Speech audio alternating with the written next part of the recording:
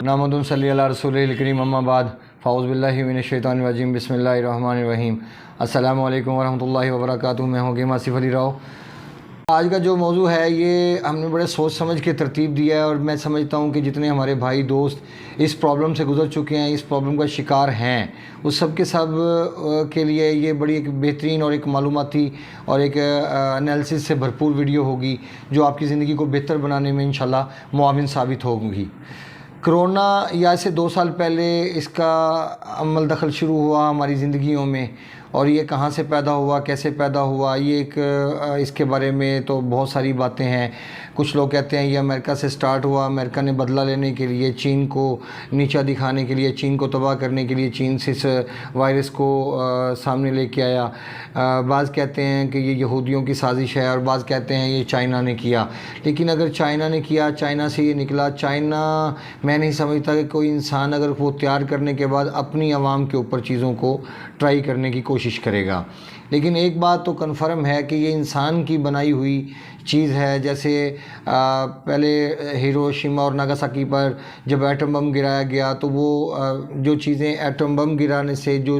नुकसानात हुए, या जो चीज़ें वहाँ पे ताबकारी मादे फैले, फिर उसके बाद बच्चे माजूर हुए, फिर वो हालात क्या क्या हुए, वो एक लंबी तफसील है, उसमें मैं समझता हूँ जाने की ज़रूरत नहीं। लेकिन मैं ये समझता हूँ कि जो फ़िल वक़्त हमें कोरोना जैसी लहर का सामना है, और मुसलसल हम डिस्टर्ब हैं, और हमारे बहुत सारे भाई इस वक्त भी डिस्टर्ब हैं,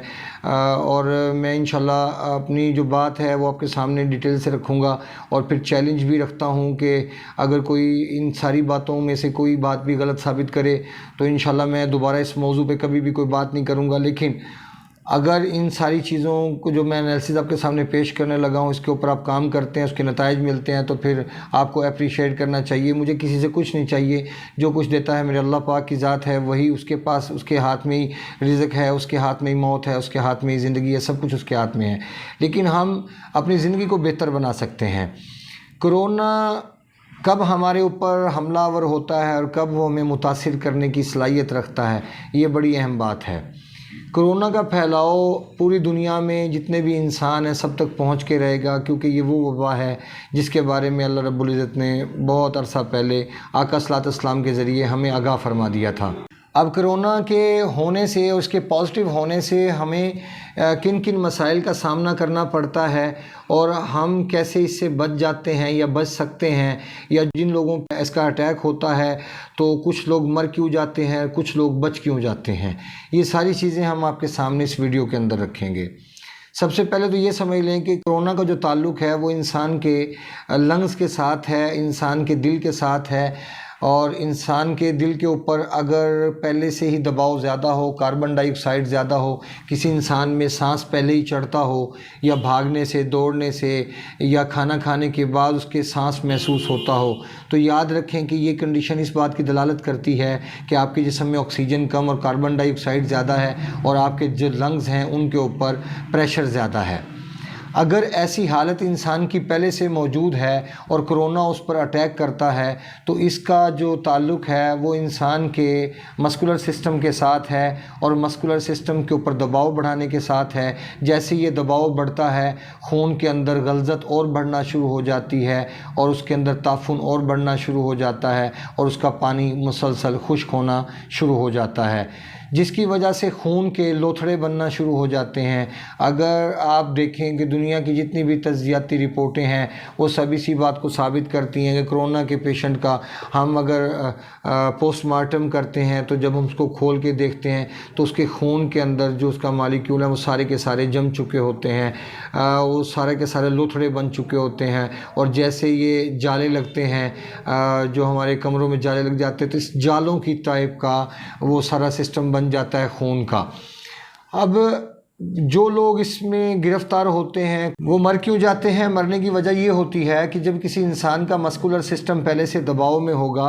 तो उसका नतीजा ये निकलेगा कि जब जैसे ये वायरस हमलावर होगा तो ये आपके मस्कुलर सिस्टम के दबाव को और बढ़ा देगा, और ये वेंटिलेटर पर मुंतकिल कर देगा। क्योंकि वेंटिलेटर पे हम तब मुंतकिल होते हैं जब हमारे जिस्म के अंदर ऑक्सीजन की आमदोरफ्त मुतासिर हो जाती है, कि हमारे अंदर कार्बन बढ़ जाए और ऑक्सीजन कम हो जाए, तब हम वेंटिलेटर पे मुंतकिल होते हैं। फिर आ जाते हैं हम इसके, जब ये हमलावर होता है, चूँकि जिस इंसान के अंदर तेज़ाबियत या खुश्की पहले ही ज़्यादा होती है, अगर उस इंसान को पकड़ता है तो उसको ये मुतासिर ज़्यादा करता है और उसके मैदे को ये शदीद तरीन मुतासिर करता है। अब जैसे कि मिसाल के तौर पे आप कहते हैं, जो लोग इस कंडीशन का शिकार हुए और वो ठीक होने के बावजूद आज भी शिकायत करते हैं कि उनके सूंघने की हिस्स, उनके चखने की हिस्स वो बिल्कुल ख़त्म हो चुकी है, मतलब कि वो बिल्कुल एहसास नहीं कर पाते, तो ये बात समझ लें कि वो सेहत की तरफ वापस नहीं आए हैं, बल्कि वो उसी कंडीशन के अंदर खड़े हैं जो मुसलसल उनके लिए अज़ियत का सामान है। क्योंकि सूंघने की हिस्स का ख़त्म होना, चखने की हिस्स का ख़त्म होना, ये इंसान के लिए परेशानी का बायस है, ये अच्छी बात नहीं। क्योंकि ऐसी कंडीशन में इंसान के जिस्म में थकन, घबराहट, बेचैनी, दर्दें मौजूद होती हैं, कब्ज़ जैसे मसाइल का सामना मुसलसल रहता है और ज़ुबान का जो कलर है वो मुकम्मल तौर पे सफ़ेद हो जाता है। जब इस कंडीशन में ज़ुबान का कलर मुकम्मल तौर पर सफ़ेद हो गया तो भी ये इस बात का इंडिकेटर है कि आपके जिस्म के अंदर हरारत बहुत कम हो चुकी है और इसको बढ़ाएं ताकि आपके जिस्म में कार्बन कम हो और ऑक्सीजन का लेवल बेहतर हो। याद रखें कि ठंड के अंदर ये ताकत नहीं है, या सर्दी या रतूबात में ये ताकत नहीं है कि वो आपको ऑक्सीजन मुहैया कर सके, क्योंकि ऑक्सीजन का ताल्लुक़ आपके जिस्म में कार्बन डाइऑक्साइड की कमी के साथ है, और ठंडक में ये ताकत नहीं, या रतूबात में ये ताकत नहीं कि वो कार्बन को कम कर सकें। और ऐसी कंडीशन में अगर गर्म पानी का मुसलसल इस्तेमाल किया जाए पीने के हवाले से और नहाने के हवाले से, और गर्म पानी में शहद का इस्तेमाल किया जाए और गर्म पानी के साथ खजूरों का इस्तेमाल किया जाए, देसी मुर्गी या बकरे की यखनी का इस्तेमाल किया जाए, तो ये तमाम की तमाम चीज़ें स्टमक को ठीक करने के हवाले से भी काम करेंगी और खून के अंदर तवानाई को बढ़ाएंगी और जिस्म में रतूबात को पैदा करने का सबब बनेंगी और बहाल करने का सबब बनेंगी। क्योंकि कोरोना के अंदर मुसलसल आपके जिस्म की रतूबात कम होती चली जाती हैं और जो मस्कुलर सिस्टम है वो मुसलसल दबाव का शिकार होता चला जाता है, जिसकी वजह से इंसान के सांस में दिक्कत बढ़ते बढ़ते इंसान का सांस बंद हो जाता है। याद रखें कि ये चीज़ एक दूसरे से ट्रांसफ़र होती है, लेकिन जिन लोगों को छोड़ देती है उनके छोड़ने की वजह क्या बनती है, या बच्चों के अंदर जब ये जाती है बच्चों को नुकसान नहीं पहुंचाती, उसकी एक वजह क्या है? उसकी वजह ये है कि बच्चों के अंदर क़ुव्वत मदाफ़त एक बूढ़े आदमी की निस्बत या एक ऐसे आदमी की निस्बत ज़्यादा होती है, या जवान आदमी ये भी एक तवानाई रखता है। लिहाजा आप देखेंगे कि पाकिस्तान में जिन लोगों का कोरोना की वजह से इंतकाल हुआ, वो उन लोगों की अगर एज का तनासब आप देखेंगे तो उनके अंदर बहुत कम ऐसे आपको लोग नज़र आएंगे जो जवान होंगे या टीन एज में होंगे। जो बहुत ज़्यादा लोग नज़र आएंगे वो ओवर एज होंगे। ओवर एज से मतलब ये है कि 50 को क्रॉस कर चुके होंगे, 50 ईयर ओल्ड होंगे, 60 ईयर ओल्ड होंगे। तो अगर ऐसे लोगों पे इसका हमला होता है इस वायरस का, तो फिर उसका नतीजा क्या निकलता है? उसका नतीजा निकलता है आपके सांस की तंगी की सूरत में और खून की क्लॉटिंग होने की सूरत में और जिगर के डैमेज होने की सूरत में। और ये समझ लें कि ये एक ऐसा वायरस है कि जो आपके सांस को बंद करने का सबब बनता है। मतलब ये कि जिसका ताल्लुक डायरेक्ट आपके दिल और आपके नर्वस सिस्टम के साथ नहीं, आपके एपिथेलियल सिस्टम के साथ नहीं, आपके मस्कुलर सिस्टम के साथ है, आपके दिल के साथ है। और दिल एक ऐसा हरकती अज़ू है कि जिसने खून का दबाव, खून की जो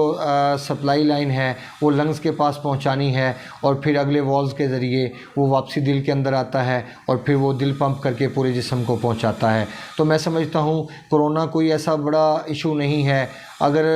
कोई इंसान ये समझता है कि ये बहुत बड़ा इशू है, तो मैं किसी इंसान के साथ, कोरोना पेशेंट के साथ मैं पूरा 1 महीना स्टे करने को भी तैयार हूँ, मैं 15 दिन भी स्टे करने को तैयार हूँ और ये साबित करने के लिए तैयार हूँ कि इससे एक दूसरे इंसान को तब नुकसान पहुँचता है कि जब किसी इंसान में क़ुव्वत मदाफ़त पहले से कम है या उसका निज़ाम पहले से डिस्टर्ब है या वो पहले से ही मुतासिर है, तभी ये नुकसान पहुँचाने की सलाहियत रखेगा। क्योंकि कोरोना का जो ताल्लुक ताल्लुक़ है वो इंसान की सांस के साथ है और इंसान के लंग्स के साथ है। कोई इंसान समझता है कि मेरी बात में अगर कोई सदाकत नहीं तो वो साबित कर दे कि जितनी भी बातें मैंने कही हैं, अगर इसमें से कोई भी एक बात गलत साबित करता है तो मैं समझता हूँ कि शायद मुझे करेक्शन करने की ज़रूरत है या मुझे अपने इल्म को बेहतर करने की ज़रूरत है। अगर ऐसा नहीं तो फिर तमाम लोग जो इस कंडीशन का शिकार हैं उनको चाहिए कि वो अपनी ज़िंदगी को बेहतर बनाने के हवाले से काम करें। इसमें 2-3 चीज़ें मैं बता देता हूँ